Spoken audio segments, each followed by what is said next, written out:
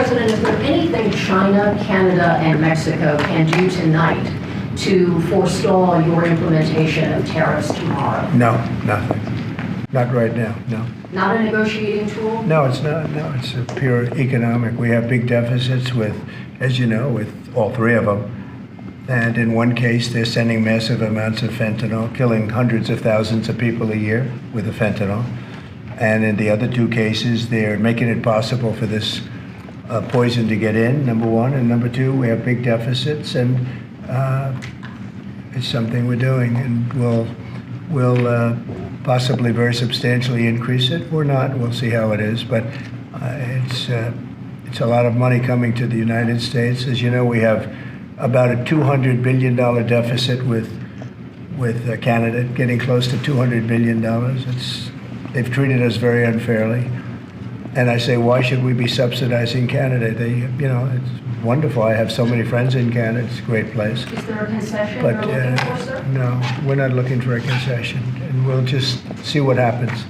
We'll see what happens. And with Mexico, it's the same thing. We have a $250 billion deficit, and we have a lot of people coming into the border, and now we've largely stopped that, but we've stopped that ourselves.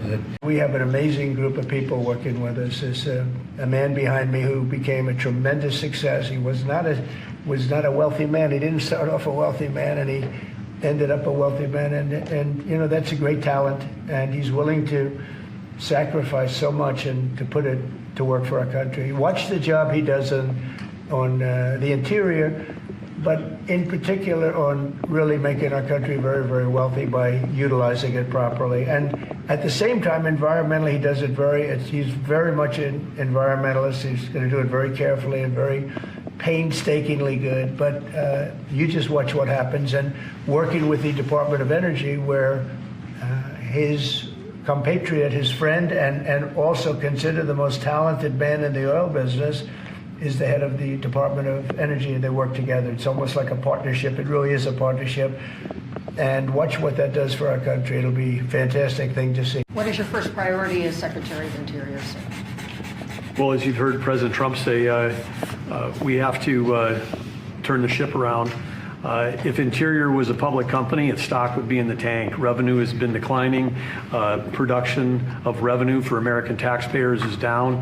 The deregulation executive order, which President Trump just signed, extremely important because we have to shorten the time that it takes to build things in America. And not only do we have to produce more energy, we've got to produce more critical minerals in this country. And we're talking across the whole country, including Alaska especially, a big opportunity. Interior, if it was a company, has the largest balance sheet in the world. 500 million acres of public land, 700 million acres of subsurface, over 2 billion of offshore acres. These are all assets that belong to the American people. We all talk about the debt that America has, this 36 trillion. We have perhaps hundreds of trillions of dollars of assets that we need to manage smartly, sustainably, for the benefit and the use of the American people.